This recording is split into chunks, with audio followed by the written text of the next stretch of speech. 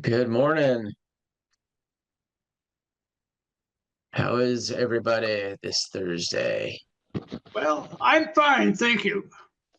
Good to see you there, Bill. Got his coat on, sitting on the beach. It must be chilly there in Alaska. Yeah. Oh, Well, we're almost to the end of the week. almost. Getting close. There's Margaret. Margaret doesn't have horses anymore. She's got a lake or something behind her No, nose. I'm in Swimming. France on a boat. There Nice. you go. That's the nice thing about this world. We can be wherever we want, whether we're there or Right. not. That's the nice thing Um, about my job. I can do it anywhere too. That's a good point, though. That's a good thing, you know? yeah, it's a very Is good thing. is that my chart thing scheduled? We're taken care of? What? The Oh, what? my chart? Yeah. I haven't heard about that. Somebody cyber attacked a whole hospital system in Dayton. Oh, Oh, I'll well, have to look into that. Microsoft had like 394,000 systems infected. So yeah, pretty yeah. big. Hey, Yeah. just a Okay. programming note. Mark reminded me, Monday is Memorial Day, so we won't have the call on Monday. We're gonna take advantage of the weekend or the long weekend. Rest up. So we'll send out a reminder, but we'll be back on Tuesday.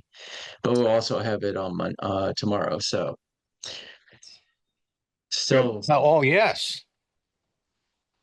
yep. Okay. Well, All right, you ready to get going? Okay. all right. Uh, So we made it to Thursday at May 22nd. I can't believe we're almost Memorial Day weekend. Like Trent said, um, no call on Monday. We'll sleep in or do whatever we want on Memorial Day. Again, this is not financial advice. Yesterday, things were going along, swimmingly, you might want to say, and then all of a sudden you look at it and the market's down, and we ended up with the Dow down 816 points, and Nasdaq down 270, S&P down just under 100. And a lot of it was, the financial news was, everyone's worried about the deficits all of a sudden, and then this bill in Congress isn't going to pass, and they're having trouble, and that's all they talked about. And then this morning the bill passed, and here's what's happening. We're down and everything, and the Dow futures fall on costly tax bill. And I'm just thinking to myself, for the last 4 years, we've had continuing resolutions and no real bills go through. And it just kept adding on and adding on and adding to the deficit. And there was no headlines like this, So what really happened has to do with what we're seeing over here. And this is the US 10-year Treasury, which is now at almost 4.63. Okay. Let me put my and when I was in and out of the office yesterday looking at stuff, and then I saw that the stock market kind of dumped, and so I was curious as to what's really happening, and what really happened was we had a pretty horrible 20-year bond auction yesterday, and it basically no one wants to buy our bonds like they used to. It causes the yield to go up. And when the yield goes up, you usually see the market go down.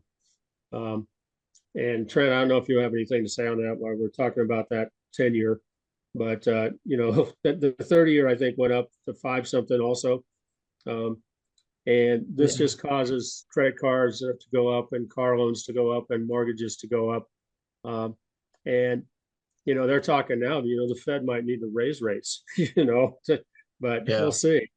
You got any comment on that before I move on? Yeah, I mean, we talked about earlier in the week the Japanese 40-year bond and the effects of that on the global carry trade. And the Japanese 40-year bond is at 3.693%.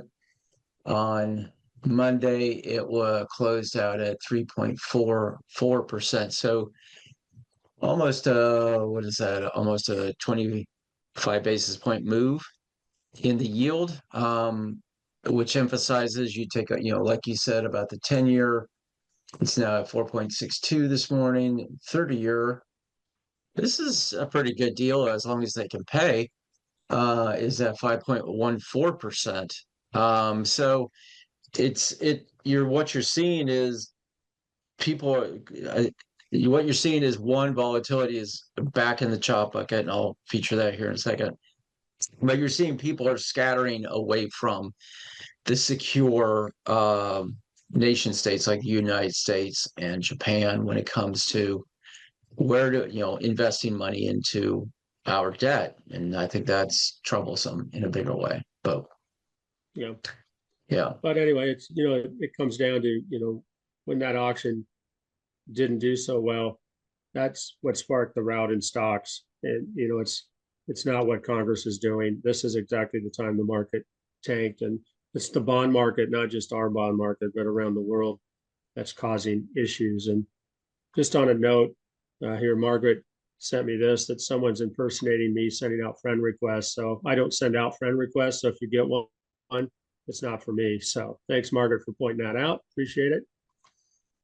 Then we'll go and I'll start off here on the charts real quick. So let me put this up. So I'm going to start out with where the money went yesterday. And you can see we looked at Bitcoin and we were in a consolidation. You notice as we go up, we consolidate, see this big candle, consolidate, big candle, consolidate. And here we are again. And, yesterday I was watching it last night. We were over 111,000, almost 112. We're at 111.5 now. So it's broken out. This is where the all-time high on a close was, which we saw back here. This is the all-time high intraday, which we wicked up way back here. And now we're over that. So now we're in the discovery zone for Bitcoin. But if you follow Bitcoin and gold, gold has kind of decoupled from the markets. When the markets go down, people rush to gold. You can see it in the charts. And now you're seeing finally what looks like a decoupling of Bitcoin from the markets too. As the markets are going down, you can see we were down 800 points yesterday, another 200 today. And you can see what's happening.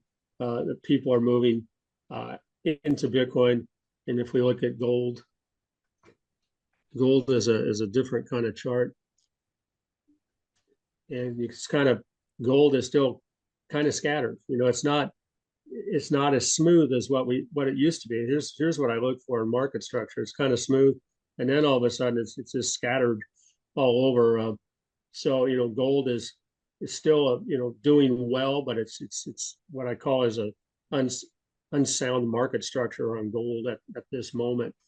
When I look at what happened to the indices yesterday, okay, the S&P came down. We were on we surpassed a resistance level. We're going to open up down a little lower. We actually came down low below that resistance and below the 9. Looks like we're going to open below that. We're still above the 200, so watch that as a level of support. If we drop past that, we could be seeing another dip down in the markets. We technically go back into a bearish situation. We're looking down here, and the oscillators, the MACD especially, is not looking too positive at this point, along with the other oscillators too. So just be careful. We got, Bollinger Bands are starting to roll a little bit on the S&P. We go to the Dow. The Dow has actually came back down after getting up above the 200 finally, below the 200, below the 9. You can see what happened. I always talk about the 9 coming up and converging against the intermediate resistance level, and it pops out, and it popped out to the lower side. We're going to open lower. And again, you're seeing the oscillators roll on the Dow. And then the Qs, NASDAQ 100s. Again, we've hit resistance 4 or 5 days in a row, whipped up to it, and then we closed right below the 9 again. We're still above the 200 on the NASDAQ, but look at the oscillators and which direction they're heading, So doesn't look like it's good today at the moment, but that's just pre-market. Just remember pre-market. it's not how it opens, it's how it ends. Again, we talked about a 3-day weekend. So when you talk about moving into stocks, in swing trading, you've got basically, if you get into a position today, you've got tomorrow, and then you've got a 3-day weekend where you can have weekend risk. So think about that if you're entering a position. It's up to you. I always like to get out, especially before a 3-day weekend, especially in the news cycles that we're in that are constant all the time. It could be good, could be bad. A couple of weeks ago, the China deal and everything went up, and then this week, it went down. That's why I just like to enjoy my weekends and I try to get out. But it's really up to you on what you want to do. Let's look at MicroStrategy, just because of MicroStrategy was hitting above. It was hitting. You can see the intermediate resistance level on MicroStrategy moved down. It was right up on the top. So today we actually had a move down. The program moved it down, and we'll see where we open is going to be up above. So we'll see with this Bitcoin price what's happening. MicroStrategy, somebody's trying to sue, class action lawsuit against MicroStrategy that they didn't know that Bitcoin was volatile, and that if Bitcoin went down, MicroStrategy price could go down from what I can see. So we'll see what happens in that, but that's causing a little bit of a sideways to down. But if they own almost 600,000 Bitcoin, if the price of Bitcoin skyrockets, you should probably see MicroStrategy follow. It just hasn't. It didn't yesterday. So anyway, NVIDIA, all the mags. NVIDIA, sideways pattern, came back within the Bollinger Band. Looks to open about where it closed, just touching off of the 9. We're also seeing, look at the oscillators on NVIDIA, kind of rolling down a little bit. Meta, I won't go through them all. A lot of them look the same. Meta's, come up and hit resistance. It's going to open right back at resistance. Here again, we have this pattern. We have this 9 coming up, hitting the resistance level, and we'll see what happens. With Meta, my guess is it's going to pop down. You're looking at, oscillators going down. It's just the same story. And when the mags go down, you're going to see the Qs and the S&P go down. A couple popular ones you guys like. Palantir again came up, hit resistance. We're going to open a little bit higher. It looks like. Well, I don't know if I even updated this, but again, we got a 9 coming up to the resistance level. Yesterday, we popped down below the 9 on Palantir. Actually got a negative crossover on the MACD, and we're seeing the momentum go down. So we came up, down, up, hit resistance again. And we're just having trouble getting past that level on Palantir. And then Netflix. Netflix came up. We're 4 days in a row hitting resistance, and it looks like we're going to open up right by resistance, flattened out, converging Bollinger Bands. So again, we're back in this pattern. I'm not in any hurry to jump into any of these. I would tell you that. Our momentum list, the final 3 out of the 14 hit resistance came on today. So you see we had a nice momentum. Resistance came on, hit. Definitely I wouldn't go any higher than that. So Moss was one of them. TJX, same thing. This is the final 3. Resistance popped in way down here. And after earnings, it popped down and just moved that resistance level. Actually made it appear. Oops. Visitor. And you see right where it went. Oops, I don't know what that is. That's 4. And then Chewy was the last one on. And I don't know why I did that, but we're going to go back. Yep. I don't know why that did that, but went into a different technical analysis. Let's go to settings. Sorry about this. And I'm going to go to close candlesticks. Anyway, all my oscillators went off and my cat just went across my screen. So, You can go to where is it? You could go to your past settings. Oh, there you go. You're good. Well, kind of. All right. Well, Yeah. let me go and change this settings, and I want to change it to, we'll get off mountain, get the candlestick. There we go. Thanks, Paul. Under layouts, if you go to yeah. layouts, that's where it is. Yeah, okay. Yeah, yeah. Chewy came down. Okay. We'll go over to I want to see what you guys did here. We talked about CRWV yesterday, and it continues 1, 2, 3, 4. You know, it usually doesn't go more than 5 past the upper Bollinger Band. And we talked, and Payman was in it, and I think you were in it, Paul. And I think Payman said he was in at 86. 86. So what'd you guys do? You still in? I added actually a little, I'm in, yeah, Really? absolutely. I mean, I love the story, so that's why.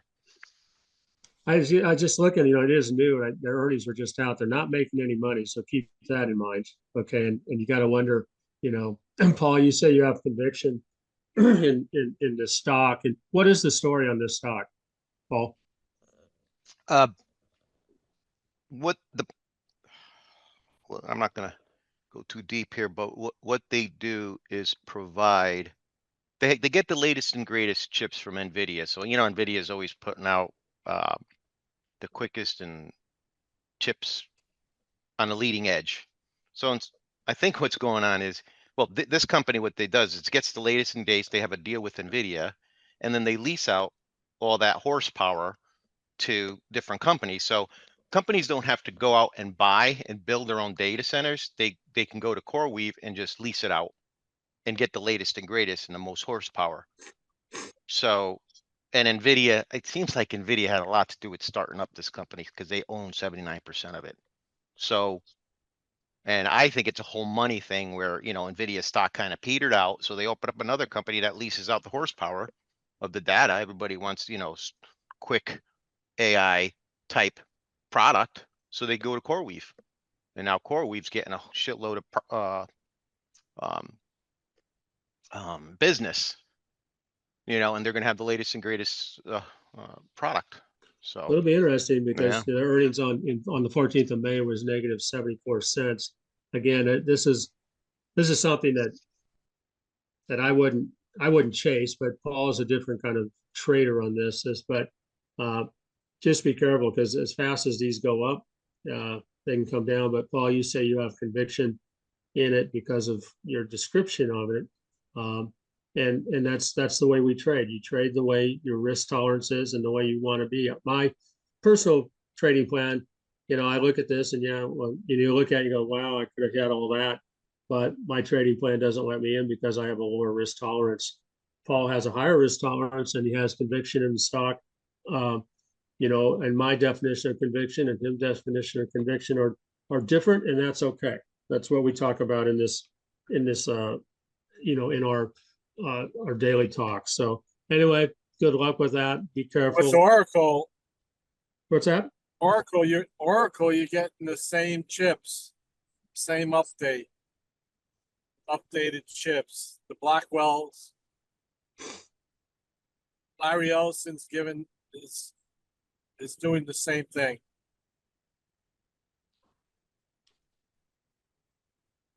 Then you can see Oracle's hit some problems right at the 200 on Oracle. So anyway, good luck with that. And, you know, just if you're in it to trade, make sure you have your stops because it can go down. If you're in it for a long term, you know, best of luck.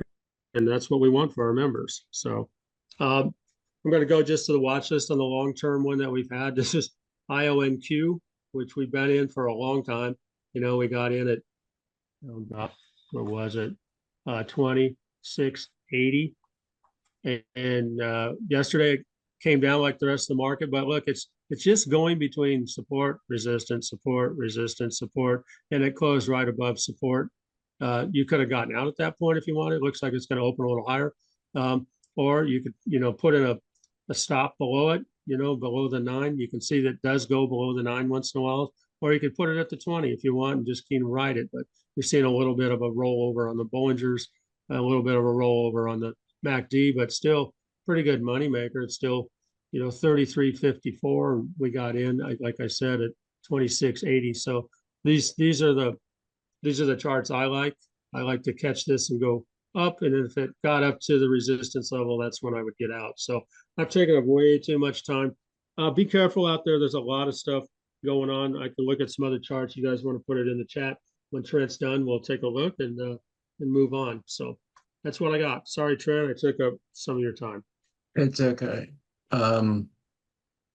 So I learned this fact today or yesterday about volatility, in particular the VIX.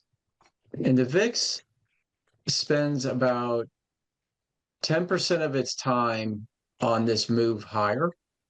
So a move above the 19 up into these spikes. It spends 20% of the time on the decline historically, but 70% of the time, the volatility index, VIX, spends below 19. So why is this important?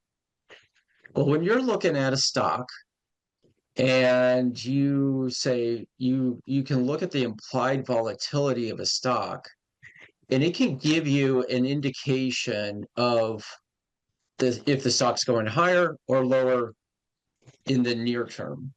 So if a stock is above 30 on the implied volatility level, then anticipate that volatility will decline back to more of a normal state of 70% of the time.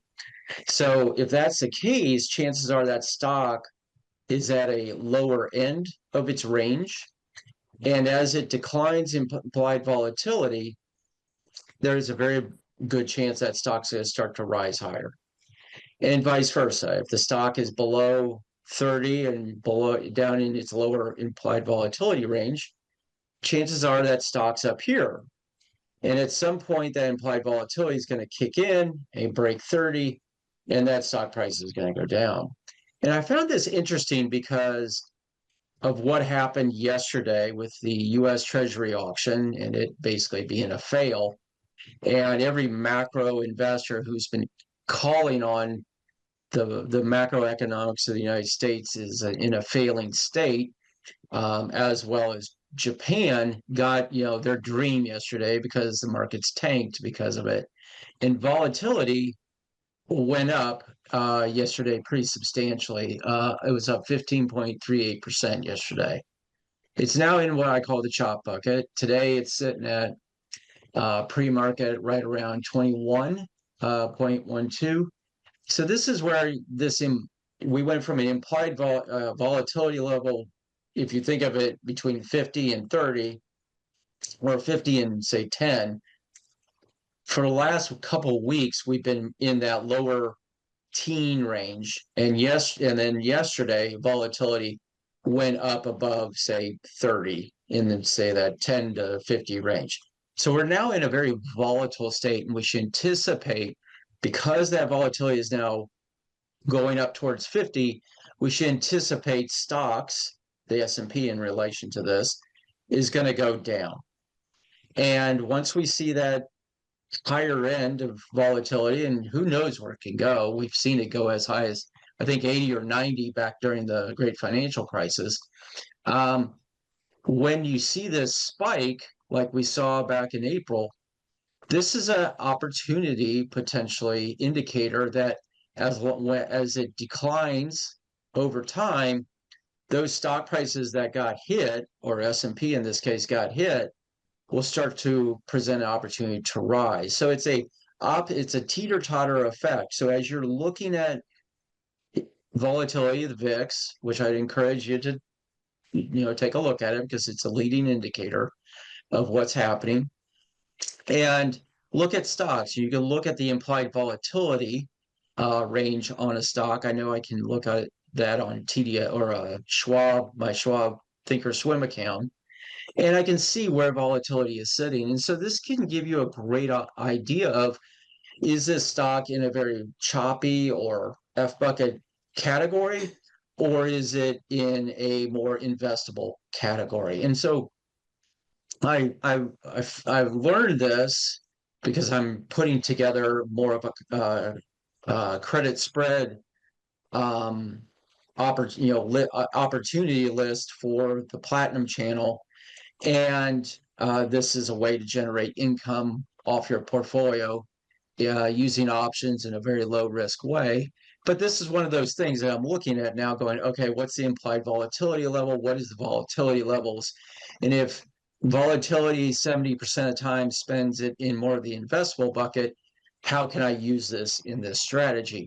And this is just something to take into account. It's a little complicated a little bit, but it's worth learning because, again, especially in times like this where volatility is spiking and you're seeing like the US Treasury and the dollar, this is the US dollar. It had a down day yesterday, it was down 32 basis points. Today it looks like it's opening up higher. Gold is sort of hitting a peak as well. So opposite correlation working here between dollar and gold. And then you got the US Treasury. So US 10-year Treasury going up. So it's something to take into account is volatility and how this all works into the system. Couple stocks I wanted to hit upon as well on Kerry's list. Snowflake earnings event yesterday, surprised by on the earnings per share by basically 12.97%, on revenue up 3.56%. It's looking to open up from yesterday's close of $179.12 to $196.98. That's going to be a gigantic gap. So if you're in this, take a look at that and risk manage around that. And then was Palo Alto. It's about time. About time, right? Yeah. PNW, Palo Alto Networks. Actually, I don't know why I had this on my list. It's going to open up where it's at. And then Navitas, forget who pointed this out on the Discord, but Navitas has been on the list for a while. It closed out yesterday at $1.91. It's going to open up right around 503. So if you're in that, that's a gigantic gap. And So what do what we happened say there? about gaps? Huh? What happened there? Because I'm looking at that yesterday. Yesterday, the candle was a big red down, and we had almost 62 million shares, where the day before was only 2.3 million. So what happened yesterday to make it go down? Sir Jensen Yeah. pulled out his sword and knighted Navitas in some way or another. Okay, so nothing I really think happened other than Jensen mentioned their name, is what you're telling me? Yep. Okay. So that's a big gap. It's 100 and I mean, I can't even figure out, was 148, 198% upside. So if you're in this, risk manage around this. This is a gap that get filled. I mean, shoot, if I look at the VIX, here's the gap. Gap down on May 9th, down to May 12th. That's a gap. Guess what we're doing? We're filling that gap right now. So keep that in mind as you're getting in these companies. This is, I mean, if you're in this is awesome, right? And so keep that in mind as we go through the day. Eventually these gaps will get filled. But I think, with the US Treasury and Japanese bond market selling off like it is a leading indicator to how the global system is looking at risk and looking at the credibility of our countries. And I think it's something to be mindful of, because at the end of the day, if the basement of the house starts to liquefy, the first and second and third floor and how many ever floors above it are going to come down. So just be careful of that. Look at your resistance and support levels. I think a lot of support levels are going to be tested in the next week or so. Next week being a short week, that is something to take into account. The other side of it is option gamma from market makers has gone back from a positive to right, just at a neutral state. And you're starting with volatility moving up. Remember, volatility funds will adjust to the volatility change as volatility continues to go up. So expect some level of pressure on the downside, forcing, market makers to rebalance their books. And just remember, that's a big chunk of money that's swinging around in derivatives markets every day. So that's what I got. Just a sign of caution. And, it's like they say, smoke them if you got them. Navitas is one of them. What was it? Was it Snowflake? I think it is. Yeah. The other one Whoa. that I pointed out. So we had someone talked about, you said Navitas is going to open at 513. Is that right? Yeah. So it's going to open way up. It's at 5:05 now. Okay. Yeah. So let's So I have I'm a gonna put- question. So this is one that I bought like way back last year when I didn't know how to really pay attention to things. And I bought it at 450 and I've just been hanging on to it. I don't know why. What would you do today when it's up Okay, over 5? I would take my profit. Take I it would- Sell down. the news. I would Yeah. take mine too. This- This is, I mean, I'm looking at this now, and if I wasn't in it, I certainly wouldn't chase it. No, Okay. yeah. It's a I'm gap. like you, Margaret. If I'm in something and I'm in it for a long time and I was patient, I get this opportunity. What's the first thing that goes in your head? Greed. Well, crap, I'm going to stay in. No, it's gonna go not up. my brain. I want the Okay, profit. well, I mean, not mine either. Mine is like, crap, I've been in this thing for a long time. And if it goes higher, I'm good, but I got out and I got some money back. That's That's just what I me, was not thinking. financial advice, but I'm kind of in your thought process, Margaret. Thank you. But it could go, Jensen, when he, like Trent says, when he anoints somebody or something, and I think he mentioned the last one we were talking about, the CRWV, and Or you can we've, see what yeah. happens. But again, you gotta, are you a trader that follows your game plan? Or are you a speculator who chases after speculative stocks based on somebody mentioned it? What I want to know is why he must have said it after hours, because He this is a did. big big downturn. It was 62 million shares. You don't Yeah, ever see, look at that. So what happened to make it go So down? this is what Grok says. The surge is primarily driven by the announcement of collaboration of NVIDIA to develop a 800V HVDC power architecture for AI data centers, specifically NVIDIA's Kyber, KYBER rack scale system powering the Rubin Ultra GPU. Okay. So no money's been developed yet. No money has manifested from this. It's a headline. It's still So we'll losing see money. Yeah. Huh? It's losing money. His last earnings was negative 21 cents. But what was yesterday that made 62 million shares trade and have it go down that much? Here's the crazy thing about this. Back on May 16th, somebody came in and bought a boatload of call options on this. Really? Yep. Somebody knew it. I hear. Somebody knew. Yeah. Yeah. That was Is probably your- Margaret.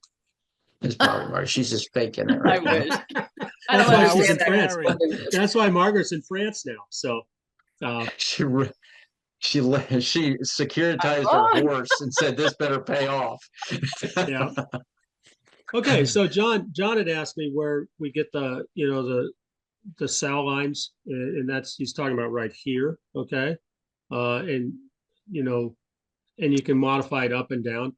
You come up and you're in technical analysis. See this button up here, John, and you hit stops. Okay, and that'll put on your stops, which will put you on this line here.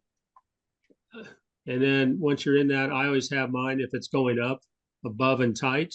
If it's going on the downside, I go below and tight. You can see it moved it down to see where people might be nibbling or people might be selling. And that's how I use that chart. You can move it out, medium, loose, to see where the different levels of sells or buys might be. So hopefully that answers your question, John. And okay. Back. Okay, so Thanks, now, Patrick, do you have anything from Europe for us to chew on today? I've just read an article from Seeking Alpha by Italian bloke by the name of Eugenio Catone.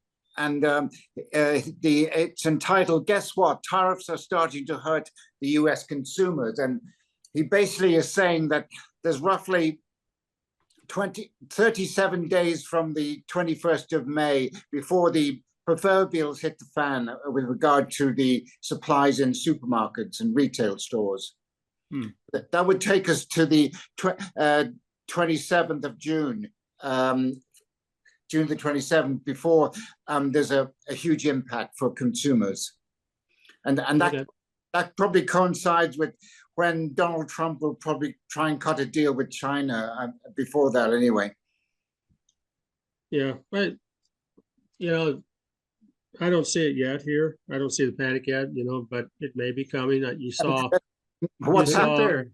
A lot of importers have been before that deadline. They imported excess amounts of quantities of goods to preempt this this crisis.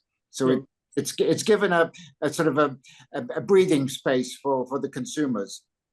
Yeah. Yep. I'm putting your chart up again. This is the Patrick chart here, and kind of hit some resistance here, Patrick, for 5 days.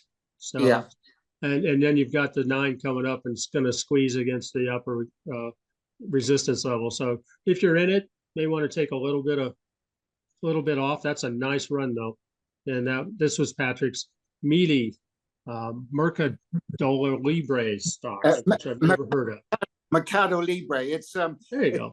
It's a South American company. It's the equivalent of Amazon.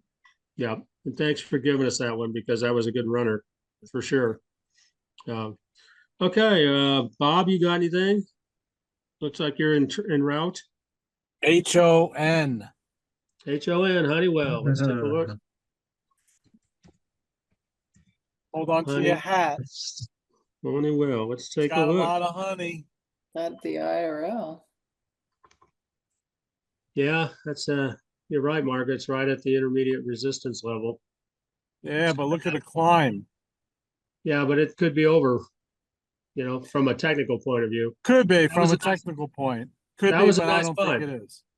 Okay, we'll see. We'll see. I'm gonna put that on. We'll look at it again tomorrow. HON. But technically, from my point of view, I would have, you know, we've looked at this before and we saw it get above the 200 and be able to maintain, and then took off. But now, you know, it's that resistance, and I'm starting to see the MACD roll over. It puttered at the 200 for a few days, and then it turned around. But it's based on deals they're making, which I've been doing a lot of reading on this. So it's going to go further. I sold half my position out, took my profits. Oh, good for you. Good. I mean, it's always good to take some off. You know, if you have conviction and you're ahead, you know, let it go, I guess. We looked at 3M. We haven't looked at that for a bit. That was kind of the same. 3M came up, you know, I think that this, I think when we looked at this before, we had the IRL was up in this area up here, and now it's moved back down. You can see what happened to 3M. And then the last one I'm going to look at is the Bob stock, his favorite stock, Fastenal. Fastenal. Let's see what's going on with Fastenal. Oh, here we go. This is Bob's favorite stock to short. The usual climb, and then you got to short it. Okay, because this is Bob's business as fasteners, so he knows the business. Okay. All right. Do we have anything disappoint on earnings? They did. Oh, earnings. Where's earnings? No, I'm saying they're going to on the next, unless a hurricane comes. If we get a hurricane, that'll bail them out. No, thank you. Okay, so I'm looking here. 40 messages. Okay. I'll be back in a few. I gotta go in the office. All right, we'll see you then. All right, so who else? David, you got anything? David Ludwig? Nope, he's in the Grand Canyon or somewhere, looks like. Paul, you got anything you want to look at? I like GV still, so. well, Okay, I think we've seen, let's take a look.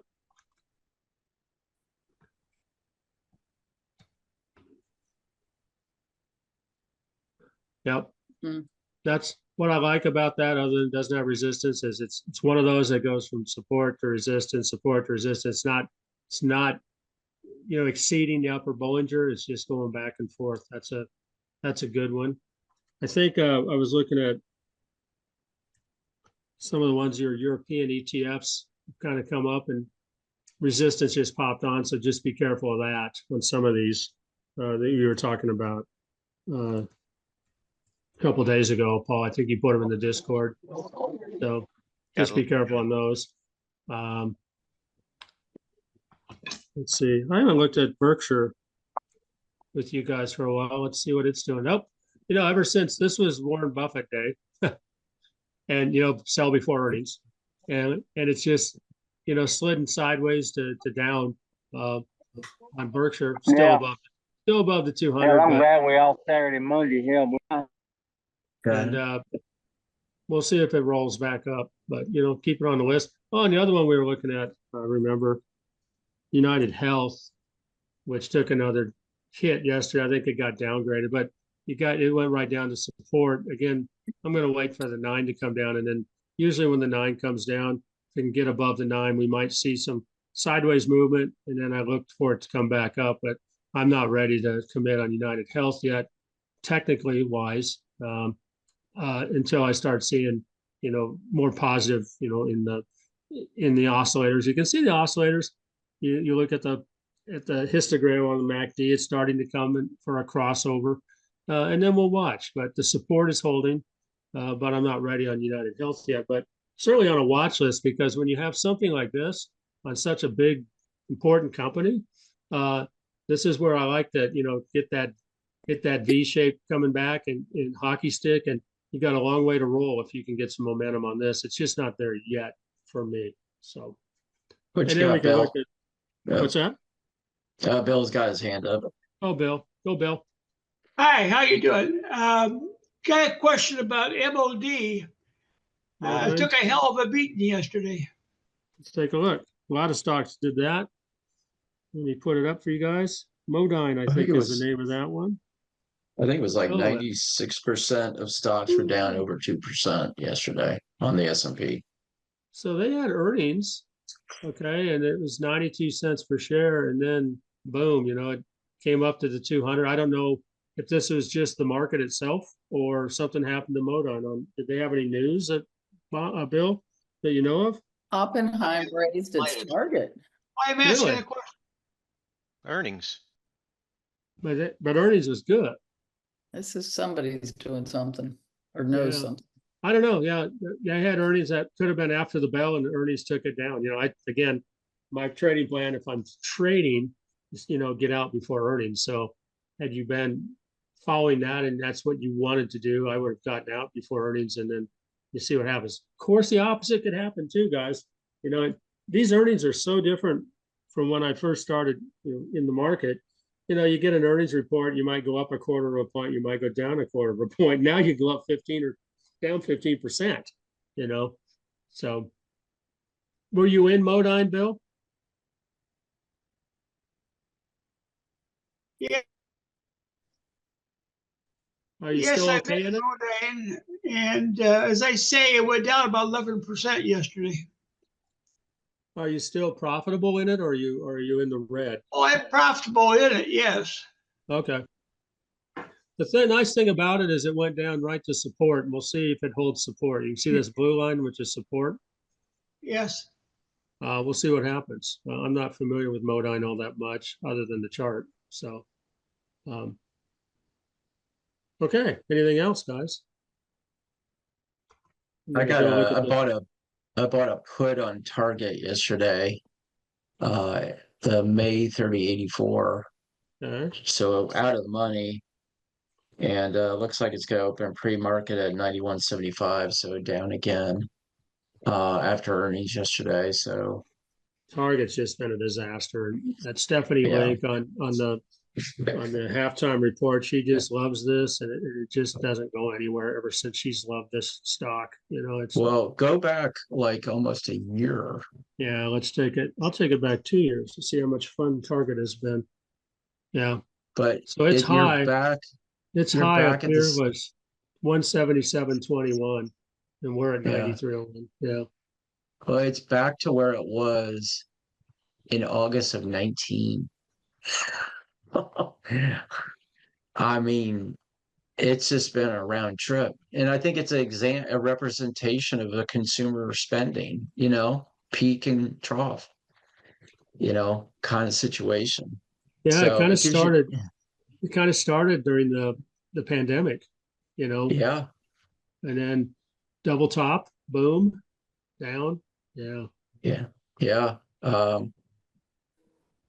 think I have a target of right around $88 or so, where there's some level of support on it. But Let's look at yeah, it's Walmart. just This is Walmart, the same time frame. You don't see that big peak around yeah. Well, this was pandemic. Look at Walmart. yeah. Well, and you think about who's Walmart selling to and who's Target selling to. Yeah. There are more Range Rovers in a Target parking lot than there are in Walmart, but that's changing, I believe. And here's But Costco. yeah, is the discount retailer is the one who's holding up better. I I think what else do we let's look at TJX. I mean that's where a lot of people go. And TGX had earnings, and what were their earnings? 92 cents per share. I don't know what they said, but obviously it tanked them down a little bit yesterday on TJX. So we're seeing the consumer tighten up, and you're starting to see it in the stores or on the retail side. Here's Home Depot. There's earnings on. Look at that, right to the 200. Then the earnings came out, and they were 345 per share, and boom. And then Lowe's, is it LOW? Is that Lowe's? Yep. I think so. Lowe's the same thing. Earnings 292, but they're all just like the consumer is tapped out. And then we've got tariffs potentially. Are we going to raise prices? Aren't we going to raise prices? And we'll see what happens. But yeah, this is another indicator of the consumer just tapping out. XHB. Let's look at home builders. Home builders coming down. They took a hit pretty good yesterday, right down to the 50. We'll see what happens with home builders. Especially with these rates going up. What's that going to do to mortgage? What's a mortgage now? Are we above 7% on mortgages? I haven't looked lately. Anyone know? Let me see. Bob, Let me see. your speaker isn't on, Bob. It's There you go. topping. It goes over 7%. It comes down below. If you're buying a new house, you can get a deal for, in the 5-6 range. What's your credit rating got to be though? Oh, of course. You have to be 750, 790. Right. You're seeing a lot of kids, or not kids, but just people with student loans who are now having to repay, who are going to get their credit ratings hit if they don't start repaying. So you just keep thinking about there's a lot of stuff going on out there. You guys all know it. We talk about it every day. So be careful. There's still money to be made. Money moves somewhere. Well, the bond sale didn't go well. No, we talked about that. It was bad. Yeah. Yeah. I must have missed that, but the bond sale was bad, and that's not good either. So then our rating was dropped. So that's going to push interest rates up. Yeah. And they're talking about the Fed having to raise rates. That's what the stories are now, Yeah, forget about September. Yeah. Wow. And then, I don't know if you were here, we looked at the Bitcoin chart. That's now new highs. Yeah, I saw that this morning. Yeah. So It's impressive. I think we might have seen a discoupling of Bitcoin like gold from the markets in general. We'll see. We'll see again. Yeah. That's a supply and demand thing. There's huge demand and small supply. Every time we say that, it comes back, We'll see. And that's why I said it could be. It might not be. I'm not convinced that has separated, we need three tests, Mark. I think, yeah, I just look at it, I'm in it to win it, so I'm not going anywhere. But I look at yesterday with the yields and like you It's said, positive. the yield or the sale of the bonds was horrible. No one wants them, and they keep raising they raise the yield, and no one wants them. And then I look over and Bitcoin hits an all-time high. Well, where's the money going? In my mind, I'm trying to connect dots. And why? Gold Well, the too. big beautiful bill got passed this morning, so it's on to its next step. Yep, and that's the Senate, and then they've got Senate's going Yeah. to mark it up, and then they're going to And have they to have a mark it committee. up and go back Yep. and forth and Yep, negotiate a little more. yep, absolutely. Hey, Patrick, what you got? Yeah, Patrick. CLS, Celestica. What is it? CLS, Celestica. C for Charlie, L for Lima, S for sugar. Okay, CLS. I looked up Corex instead. Okay, let's take a look.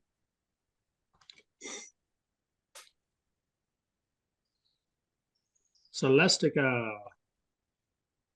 Here we are, right between. It came up, went sideways, still got support at the 9.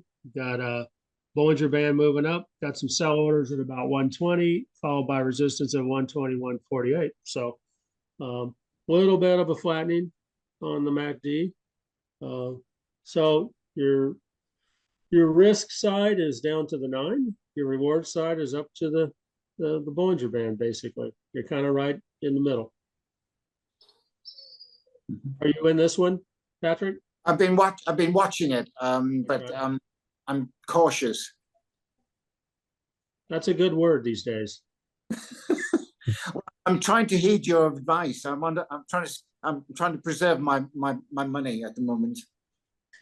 Bob has brought this up, and I really believe it, and I use it. Is try not to expand your stock world too far. And like Bob, I think you said you got maybe 10 stocks you really watch. That's it. And I keep it very, very tight. I can't be in everything, but I follow specific stocks, and and that's the same thing. If you buy too many stocks, it's you hard to find yourself manage. not winning. You Because you just diversify spread to too far. mediocrity. Yeah. Yeah. I've Yeah, I done mean, done that, been there, and then moved on. So well, that's for my conviction stocks, and I've told you guys Berkshire. Why? Berkshire's in 60 years averages 20% return a year over 60 years. I like that. MicroStrategy, since they started their Bitcoin treasury part of their company, they're up 3,200%. That's August of 2020. NVIDIA is only up 820% compared to MicroStrategy. So it's a different. It's a disruptor, as Kathy Woods would say. And then Bitcoin is just my technology play. And Bitcoin's up on average 69% a year since it started, in 2009. That's my conviction on why I like those as long term. And they said everyone has different sets of convictions on why they like a stock, a bond, an equity, a commodity. But I find that being in those three and some other ones, like I've been in the IBIT, which is the BlackRock Bitcoin ETF since it started. Okay, and that's been one of the biggest successful stocks or ETFs in the history of BlackRock. BlackRock's another company I've been looking at, maybe like a Berkshire. BlackRock is the largest asset manager in the world under Larry Fink. I mean, I don't think you're going to lose too much with BlackRock, but it will move up and down. I'm not in it yet, but it's something I've been watching. But I'm like you, Bob. I'm just I have core things that I look at and I understand. Those are the core things that I get their annual reports.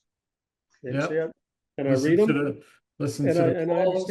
And I understand it. Calls and get the information. Yeah. And I can't go and look at I mean, as many stocks as I put on a stock list, I can do that from a technical analysis point of view. But if I tried to get into the fundamentals, that's where I go to Kerry and look at his sheets because he's got it all there, you know. Yeah. Scott was asking about Google. I'll just put a chart up real quick. Google has been below the 200 for quite a while, below the my intermediate trend line. But the trade trend line has been trending up here the last couple weeks, and it looks like to open above the 200. So out of all the Mag 7 darlings, it is one of the more positive movers here recently. They did something, I don't know what the news headline was yesterday. I just saw something that was positive in They their came favor. out with a new AI product. They're going to charge $250 a month for, or something like that, or $300 a month. Yeah. So that Yeah.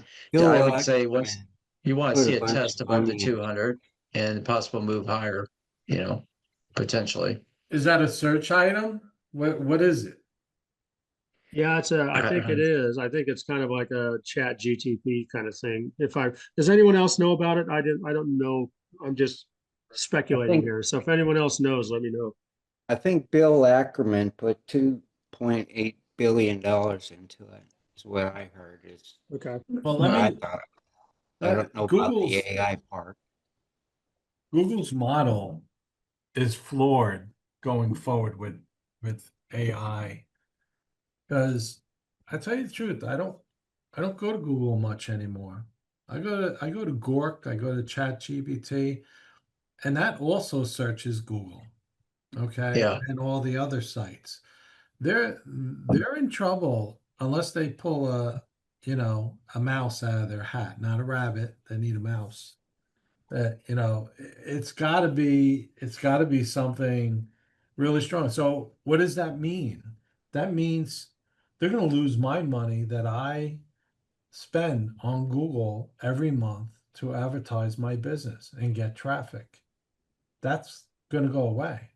And these sites, ChatGPT and Gork, they're gonna take the advertisement away from Google and Microsoft. That's Yeah. to come shortly, not far away, because they're going to want to Yeah. monetize those sites. Yeah. Yeah. Hey, Mark, you were talking about this is a chart of Bitcoin in its move versus the value of the underlying 10-year US Treasury bond. So you can see that total opposite Yep. correlation that we're seeing that started at the beginning of April. I guess I look at this and say, okay, as long as this continues, this could be that decoupling you're talking about. Well, if you followed Bitcoin for a long time, you know that the true believers believe, and I don't think the dollar is going to go away. I think it's going to be in unison with Bitcoin and in the stable coin and all that. Stable coin legislation just passed. I think it's all going to work together. Stable coins are going to be backed by treasuries, and stable coins will be the highest percentage of ownership of treasuries, and which means the US dollar.